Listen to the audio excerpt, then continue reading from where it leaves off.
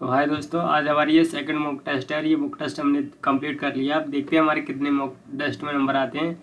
यही डेली शाम 7 बजे की समथिंग में मॉक टेस्ट देता हूँ। आप भी अगर आप परचेज नहीं कर सकते तो मेरे साथ इसके प्रैक्टिस कर सकते हैं। आप कमेंट में बताएं कि कितने आते हैं, ठीक है। तो अब देखते हैं कितने आते हैं। सबमिट करते हैं अपने टेस्ट को, क्वेश्चन पेपर को।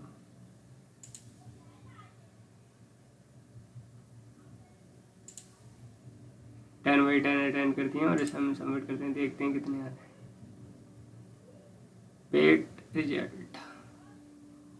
ओ देखिए दोस्तों, हमारा कितने आया है, यानी कि 10 में से 7.3, यानी कि कट ऑफ 7 देखो फिर भी ठीक है, लेकिन ज़्यादा खुश नहीं होना चाहिए क्योंकि इसमें हमारे मार्क्स कटेंगे। देखते हैं कौन कौन से गलत गए हैं। ये वाले 2 क्वेश्चन गलत गए तो हम इनका एनालिसिस करते हैं, देखते हैं हमारा कहाँ गलत गया है, ठीक है। तो हल पे जाते हैं, ठीक है। अब देखते हैं कहाँ कहाँ गया गलत गया है।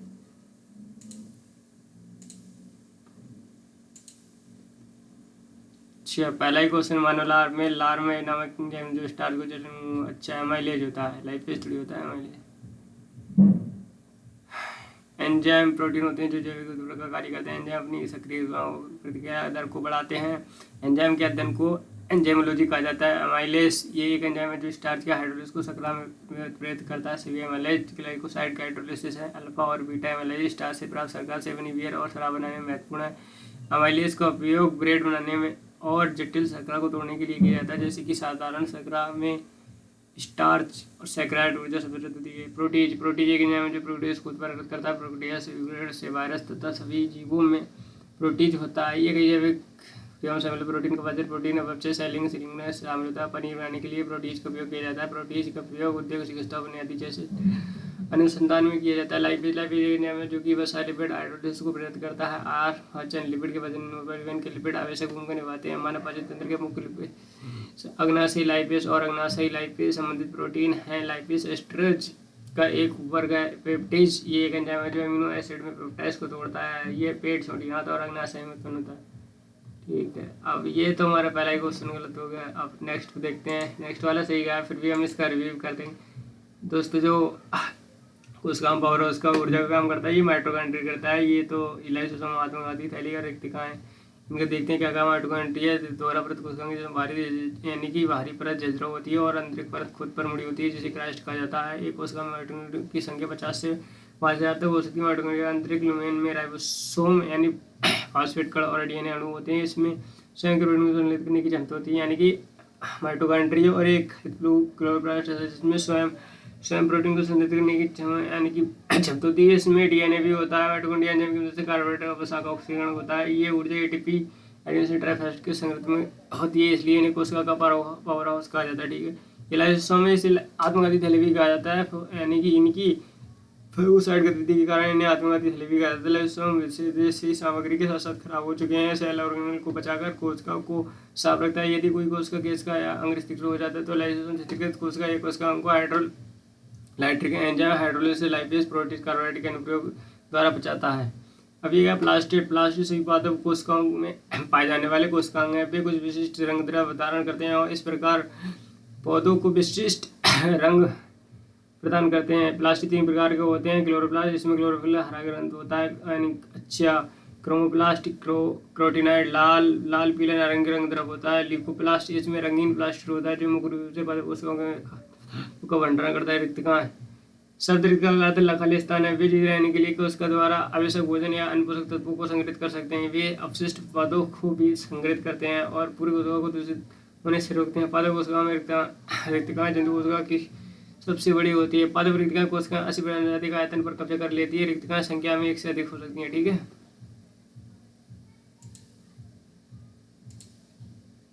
लार के पाचन में कौन है? हाँ, लार स्टार्च के पाचन में। दोस्तों, लार जो है वो स्टार्च के पाचन में मदद करता है। लार एक पानी जैसा तरल पानी जैसा है और आमतौर पर कुछ झागदार पदार्थ होता है जो मनुष्य के सहित कुछ जानवरों में उत्पादित होता है। लार ग्रंथि उत्पादित लार में 98% पानी होता है लेकिन इसमें इलेक्ट्रोलाइट्स, बलगम, जीवाणुरोधी यौगिकों और विभिन्न एंजाइमों सहित कई महत्वपूर्ण पदार्थ होते हैं। लार के पाचन कार्य में भोजन को गीला करना और भोजन की लुगदी बनाने में मदद करना शामिल है, इसलिए इसे आसानी से निकला जा सकता है। लार में एमाइलेज एंजाइम होता है जो स्टार्च को माल्टोज और डेक्स्ट्राट्रिन में तोड़ देता है। इस प्रकार भोजन का पाचन भोजन के पेट में पहुंचने से पहले ही मुंह के भीतर होता है। लार प्रोटीन, वसा और फाइबर को पचा नहीं पाती। ठीक है। हिंट, ये देखो ये डाइजेस्टिव सिस्टम दिया है पूरा पूरा। मुंह में क्या क्या, ये माउथ है, प्लेटलेट, यूबुला, टंग, ये टीथ होते हैं। ये क्या है, एसोफेगस, यानी कि इसे ग्रास नली कहते हैं। एक ग्रास नहीं होती है, ग्रास नली उसे कहते हैं, ग्रास नली जिसमें भोजन जाता है, और ग्रास नली जिसमें श्वास, यानी इससे श्वास लेते हैं। ठीक है। ये फायरिंग्स है, ये स्लेवरी ग्लैंड है, ये सल्वाइनरी। तो ये डायग्राम आप दोस्तों देख सकते हैं, ये पूरा ह्यूमन डाइजेस्टिव सिस्टम का है। ठीक है। अब नेक्स्ट वाले देखते हैं। कह रहा मानव पाचन तंत्र में प्राचीन की क्रिया कहाँ प्रारंभ होती है? तो पाचन सबसे पहले कहाँ से प्रारंभ? हमारे मुख से ही प्रारंभ हो जाता है। पाचन हमारे द्वारा खाए जाने वाले भोजन को शुद्ध करने की क्रिया जटिल प्रक्रिया है, जिसका उपयोग शरीर ऊर्जा, विकास और जीवित रहने के लिए आवश्यक और मरम्मत के लिए करता है। इसमें उत्सर्जित होने के लिए पानी बनाना भी शामिल है। मानव पाचन तंत्र में आहार नाल होती है, जिससे आगे विभिन्न घटकों में विभाजित किया जा सकता है। हमारे मुंह का भोजन नली, अग्र प्रणाली, अमाशय, छोटी आंत, मलाशय। ये मतलब ये भोजन कैसे पाचन में क्या होगा? पहले मुखवा में जाता है, फिर भोजन नली यानी जिसे ग्रास नली कहते हैं, फिर अमाशय में जाता है, फिर छोटी आंत में, फिर मलाशय समाप्त होता है, और बड़ी आंत और गुदा। जब आप चबाते हैं तो आपके मुंह में पाचन की क्रिया शुरू हो जाती है। मुख को मुखवा या गुहा भी कहा जाता है, विकल्प दो सही है। मानव पाचन तंत्र मुख्य यानी कि मुंह आहार नाली की शुरुआत का ऊपरी हिस्सा होता है, ग्रसनी और अन्न प्रणाली की ओर जाता है। मनुष्य में मुख गुहिका और ना गुहिका दोनों को तालु द्वारा लग किया जाता है। मुख गुहिका में मुख्य रूप से दांत, जीभ और लार सहित पाचन तंत्र प्राथमिक अंग शामिल होता है। अब आपकी लार ग्रंथि लार बनाती है। आपकी लार ग्रंथि एक पाचक रस जो भोजन को नम करता है, जिससे ये आपके आमाशय में अधिक आसानी से चला जाता है। और लार में एंजाइम भी होता है जो आपके भोजन और स्टार्च को तोड़ना शुरू कर देता है। ठीक है। लार में कौन से? लार में कैमाइलेज एंजाइम। ठीक है।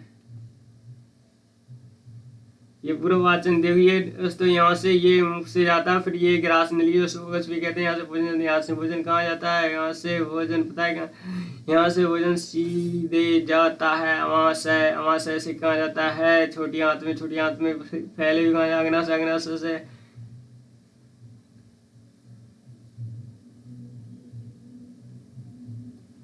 ग्रहणी, ये छोटी आंत का पहला भाग ग्रहणी किसे कहते हैं? छोटी आंत के पहले ये अमाशय और छोटी आंत के मध्य भाग जेजुनम के बीच स्थित होता है। अमाशय के अम्ल के साथ भोजन मिश्रण के बाद वे ग्रहणी में चले जाते हैं, जहाँ वे पित्ताशय की थैली, पित्त और अग्नाशय से पाचक रस साथ मिलाते हैं। ये से इस नली को क्या कहता है? ऑर्टा। ये क्या है? स्टमक की ऑर्टा। ये कॉमन यानी वाइल्ड डक्ट, ये यहाँ कॉमन वाइल्ड डक्ट है। ये पायरस, अपूला, डेडुनम। ये आंत के 3 भाग होते हैं, डेडुनम, जेजुनम, इलियम। ठीक है। ये सुपीरियर माइस्ट्रिक एरेटरी, जेजुनम ये है, पैनक्रियाटिक डक्ट ये, पैनक्रियाज ये वाला जो पैनक्रियाज जिसमें एसियल होता है, इसके भी 3 पार्ट होते हैं, वो मुझे ध्यान नहीं है, आगे मैं बताऊंगा अगर ध्यान रहता है। अन्नप्राणिकुलेट, ये पाचन तंत्र के साथ जिसे कभी कभी जठर ग्रंथ पथ या जीआई टाइप भी कहा जाता है। अन्नप्राणी एक पेशी नली है, ये आपके मुंह को आपके अमाशय में से तोड़ता है। जब आप भोजन निकलते हैं अन्नप्राणी की दीवारें आपस में सिकुड़ जाती हैं, ये भोजन को अन्नप्राणी से नीचे अमाशय तक ले जाता है। अन्नप्राणी ऊपर भाग श्वसनली के पीछे होता है। श्वसनली वह नली है जो आपके मुंह और नाक को और आपके फेफड़े से जोड़ती है, जिससे आप सांस ले सकते हैं। The oesophagus and mechanism of swallowing. Pharynx upper oesophageal है, स्फिंक्टर, डायफ्राम यानी डायफ्राम है, डायफ्राम स्टोमक है, फूड यानी फूडलोस है, ओसोफेगस फूड यानी कि लोअर ओसोफेगल है, स्फिंक्टर है। एक बार रिव्यू तो करेंगे। ये कहता है हमारे शरीर में कौन सा अंग पितरस, दोस्तों पितरस होता है। ये जमा तो पिताशय होता है, लेकिन इसे बनाता कौन है? यकृत, जो हमारा लीवर होता है। ठीक है। यकृत पितरस का स्राव करता है, जो पाचक रस होता है पिताशय में जमा हो जाता है। बिलिरुबिन और बिलिरुबिन साथ ही पित्त लवण और कोलेस्ट्रॉल पितरस बनाते हैं। पितरस वसा के वाष्पीकरण के साथ में सहायता करता है। बड़े वसा वाले ग्लोबुलस पितरस द्वारा छोटे ग्लोबुलस में टूट जाते हैं, जिससे अग्नाशय एंजाइम के लिए उन प्रकार करना आसान हो जाए। मानव का यकृत शरीर की सबसे बड़ी मानव यकृत का शरीर यकृत अमाशय के दाईं ओर स्थित होता है। जिगर का मुख्य कार्य पितृवर्ण का उत्पादन करना, अमोनिया और यूरिया का निर्माण यकृत में होता है। अग्नाशय द्वारा स्रावित हार्मोन, इंसुलिन और ग्लूकोन है पचे हुए भोजन के पोषक छोटी आंत से अवशोषित होते हैं। अमाशय एक खोखला अंग है जो अमाशय के एंजाइमों के साथ मिश्रित होने पर भोजन रखता है।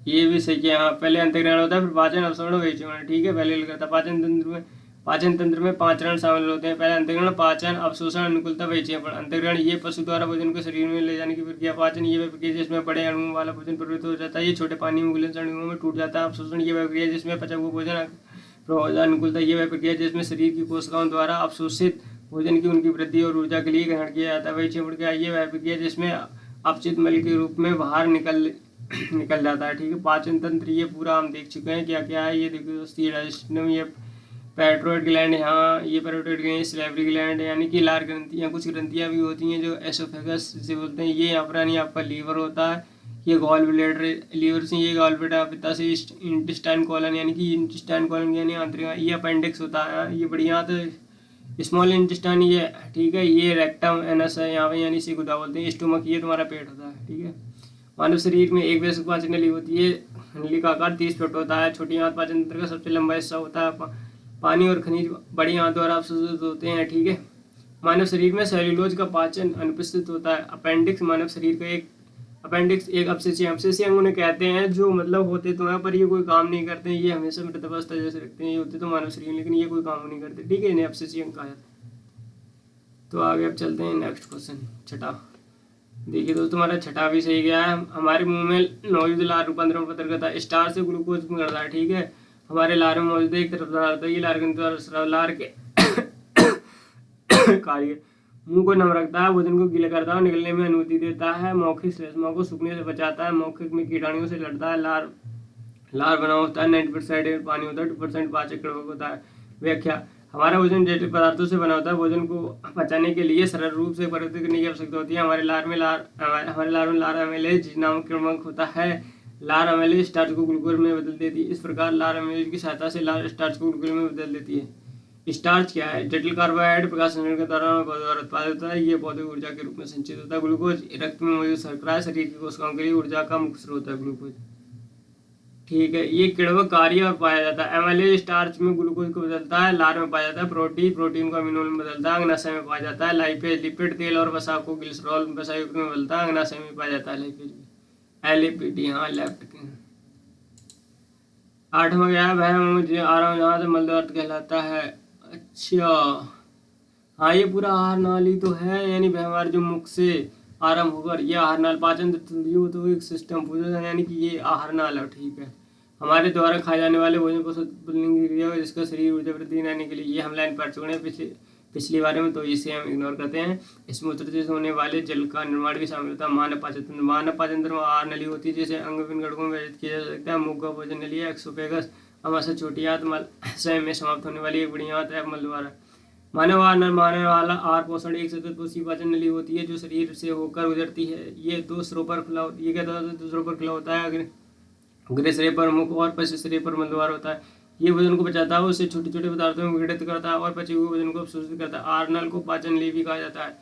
अंगों की ये लंबी नली भोजन को शरीर से गुजरने के लिए मार्ग बनाती है। मुख द्वार, यह मुख से मलद्वार जहाँ से मल निकलता है तक जाती है और इसमें ग्रसिका अमाशय और अंत तक शामिल होती है। डाइजेस्टिव सिस्टम यानी पेट्रोगस, एसोफेगस, लीवर, कैल्कुलेट, intestine, colon, appendix, stomach, small intestine, rectum, anus. आहार पाचन तंत्र का एक अंग है। पाचन तंत्र एक संपूर्ण तंत्र है जिसमें पाचन अवशोषण के लिए आवश्यक सभी सहायक अंग शामिल होते हैं। छोटी हाथ में 3 भाग होते हैं, डेडिनम, ग्रैंडी, जेजिनम, मध्य तंत्र और इलियम श्वसन। ये अमाशय से आने वाले भोजन को पचाने में मदद करती है। ये भोजन पोषक तत्व प्रोटीन, खनिज, कार्बोहाइड्रेट, वसा, प्रोटीन और जल को अवशोषित करती है ताकि शरीर द्वारा उनको उपयोग किया जा सके। बड़ी आंत लंबी नली जैसे एक छोर और छोटी आंत और दूसरे छोर पर मलद्वार से जुड़ा होता है। बड़ी आंत में 4 भाग होते हैं, सेकम, आंतरिक, कोलन, वृत्तंत्र, सेक्टम, एनिसिग्मा, वृत्तंत्र और एनल कैनाल गुंदनाल। आंशिक रूप से बचा हुआ भोजन अंडांत्र के माध्यम से वृत्तांत्र में चला जाता है जहाँ जल और कुछ पोषक तत्व इलेक्ट्रोलाइट निकाल दिए जाते हैं। पाचन तंत्र मुख ग्रासनी यानी ग्रासनी गला जिसमें शोधन होता है, ग्रासनी यानी कि ग्रासनी भोजन। अमाशय तो क्या एसियल यानी छोटी आंत, बड़ी आंत, मलाशय और